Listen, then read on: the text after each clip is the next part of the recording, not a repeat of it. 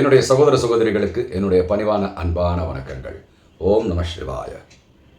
இந்த வீடியோ உங்கள் எல்லாருக்கும் பிரயோஜனமாக இருக்க எல்லாம் அல்ல அந்த ஆண்டவன் எனக்குள் இருந்து உங்களுக்கு இந்த வீடியோவை வழங்கணும்னு நான் வேண்டிக்கிறேன்.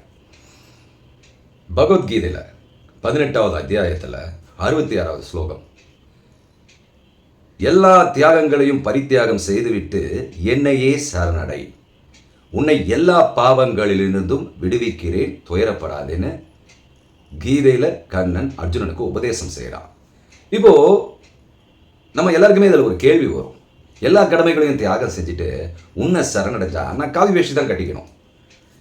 அப்படி இருக்கும் பொழுது நான் ஒரு குடும்பத் தலைவனாக என் மனைவிக்கும் மக்களுக்கும் நான் செய்ய வேண்டிய கடமைகள் இருக்கும் பொழுது அதிலிருந்து விலகி காவி வேஷ்டி கட்டிட்டு உன்னை சரணடைஞ்சிட்டேன்னா நீ என்ன சொல்கிற? எல்லா பாவங்களிலிருந்தும் உன்னை விடுவிப்பேன்னு சொல்கிறேன். எப்படி பாவங்களிலிருந்து எப்படி என்ன விடுவிப்பேன்? நான் அவங்களுக்கு துரோகம் செய்கிறேன். நான் காவி வேஷ்டி கட்டணும்னா அவங்களுக்கு செய்ய வேண்டிய கடமைகளெல்லாம் விட்டுட்டேன்னா அவங்களுக்கு பாவம் செய்கிறேன். அப்போது என்னையே நம்பி இருக்கும் அவர்கள் என்னை திட்டுவார்கள், ஏசுவார்கள். அந்த பாவங்களும் என்னை வந்தடையும். இந்த பாவங்களை எப்படி நீ தீர்ப்பாய் அப்படின்னு அந்த கண்ணனை பார்த்து நம்ம கேட்குறோம். எல்லாருக்கும் எழுற கேள்விதான். ஆனால் கண்ணன் முட்டாள் இல்லைங்க. நம்மை விட மிகப்பெரிய அறிவாளி, விஞ்ஞானி, பெரிய வைத்தியர். அவன் சாதாரணமாக இந்த விஷயத்த சொல்லியிருக்க மாட்டான். இதை நம்ம கொஞ்சம் கூர்ந்து டீப்பாக கவனிக்கலாம். கொஞ்சம் பொறுமையாக நேரம் ஒதுக்கி இந்த வீடியோவை கேளுங்க. நிச்சயமாக உங்களுக்கு பயனுள்ளதாக இருக்கும். எத்தனையோ பண்ணுறோம், ஆனால் இதுலேயும் கொஞ்சம் கவனத்தை கொடுத்தோம் என்றால் லாபம் எனக்காக வென்று நான் உங்களை கேட்கவில்லை. நம் எல்லோருக்குமே அந்த ஒரு விதை, ஆன்மீக விதை நம்ம மனசுக்குள்ளே விழும். ஸோ இதை நம்ம கண்ணங்கிட்ட கேட்கும்போது கண்ணன் ஏன் இந்த விஷயத்தை சொல்கிறான் நம்ம கூர்ந்து கவனிக்கலாம். அதாவது கடமைகளை பரித்தியாகம் செய்துவிட்டு என்னையே சரணடைன்ற அர்த்தம்னா நீ உன்னுடைய கடமைகளை நீன்ற இந்த இடத்தை தான் நம்ம கவனிக்கிறோம். நாம் கடமைகளை செய்யும் பொழுது நான் நான் நான் என்கிற நோக்கத்தில் அந்த கடமைகளுக்கான பலன்களை நம்ம கர்த்தத்துவமாக நாம் எடுத்துக்கிறோம். கடமையை செய் பலனை எதிர்பாராதேன்னு கண்ணன் ஒரு இடத்துல சொல்கிறா இல்லையா? அதே போல தான் நாம் கடமைகளை செய்யும்போது அதன் பலனுக்கு நாம் கர்த்தாவாக ஆகிக்கொள்கிறோமே தவிர அந்த பலனில் நோக்கம் இல்லாமல் அந்த கடமைகளை நாம் செய்வதில்லை. இப்போ இன்னும் அதை ரொம்ப ஈஸியாக சொல்லணும்னா, இப்போது இந்த கடமையை செய்யும் பொழுது இதில் இருக்கிற நானை எப்படி விளக்குறது? அதுதான் ஈஸியாக எப்படி சொல்லணும்னா, நம்ம நடந்து போய்கிட்டே இருக்கோங்க. எத்தனையோ உயிர்கள், புழு, பூச்சி, எறும்புகள் எல்லாமே நம்ம காலடியில் நசுங்கி சாகுது. நல்லா கவனிங்க. இந்த பாவங்கள் எல்லாம் நம்மளை சேரணும்னா நம்ம நிச்சயமாக பயங்கர கஷ்டங்களை அனுபவிப்போம். ஆனால் அந்த பாவங்கள் நம்மை சேராது. இது நம்மளுடைய எல்லாருக்குமான கருத்தாக என்னன்றது எனக்கு தெரியாது. ஆனால் என்னுடைய கருத்து பிரகாரம், என்னுடைய மூளைக்கு எட்டியவரை, என் அறிவுக்கு எட்டியவரை, எனக்கு உணர்ந்தவரை இந்த பாவங்கள் நம்மை சேராது. ஏன் காரணம் தெரியுமா? ஏன்னா நம்ம நடக்கும் பொழுது இந்த பூச்சிகள் இறந்துவிடும், இந்த இது இறந்துவிடும்ன்ற அந்த நோக்கத்தோடு இல்லாமல் நாம் பாட்டுக்கு நம்ம நடந்து போகிறோம். அதில் நான் என்கிற எண்ண கலப்பில்லாமல் இருக்கிறோம். இந்த கொலைகள்லாம் நம்ம பழி ஏற்றுக்கிறது இல்லை. அது என்னால் தான் செத்துதுன்னு சொல்லி நம்ம வருத்தமும் பட போகிறதில்ல, இதுவும் பண்ண. ஏன்னா அது சாகிறதே நமக்கு தெரியாது. தெரியாத வகையில் அது நடக்கிறது. அதாவது நான் என்கிற ஒரு விஷயம் இருந்தால் எல்லாமே தெரிய வரும். அது தெரியாமல் அது நடப்பதனால் நமக்கும் அந்த விஷயங்களுக்கும் சம்பந்தம் இல்லை. அந்த சம்பந்தம் இல்லாத தன்மையினால அந்த பாவங்கள் உங்களுக்கு சேராது, எனக்கும் சேராது. அதே போல தான் கண்ணன் என்ன சொல்றானா, நீ உன் கடமைகளை செய்யும் பொழுது இந்த கஷ்டத்தில் நான் இருக்கேன், இவ்வளோ கஷ்டமாக இருக்குது, இவ்வளோ இருக்குது, பாரம் இருக்குது, இவ்வளோ சம்பாதிக்கிறேன், அவ்வளோ போகிறேன், இதில் நான் நம்ம அதை எடுத்துக்கிறோம் பார்த்தீங்களா? அது வேண்டான்னு கண்ணன் சொல்கிறான். இந்த மாதிரி நீ நடந்து கொள்ளும் பொழுது நீ என்னை சரணடைந்தவனாவாய். சரணடையும் பொழுது எப்படி இந்த கீழே இருக்கிற எறும்புகள்லாம் நம்மையும் அறியாமல் இறந்து போகிறது, அதனால் நாம் அதற்கு கர்த்தத்துவம் எடுத்துக்கொள்ளவில்லையோ அதுபோல பாவங்கள் உன்னை அண்டாது அப்படின்னு சொல்கிறாரு. இப்போது இதில் நிறைய கேள்விகளும் வரலாம். என்ன கேள்வி வரலாம்? எப்படிப்பா கடமையை நான் இல்லாமல் செய்ய முடியும்?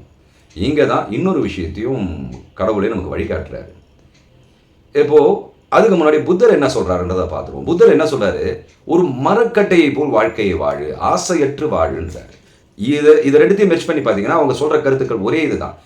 மரக்கட்டையை போல் வாழ்க்கையோட மெர்ஜாகாமல் வாழ், ஆசையற்று வாழணும் பொழுது ஒரு வாழ்க்கை என்னும் நதின்னு வச்சுப்போம். இதில் நம்ம மரக்கட்டையாக இருக்கும்போது வாழ்க்கை நம்ம எப்படி எடுத்துக்கொண்டு போகிறதோ அதன்படியே நாம் வாழ்வோம்.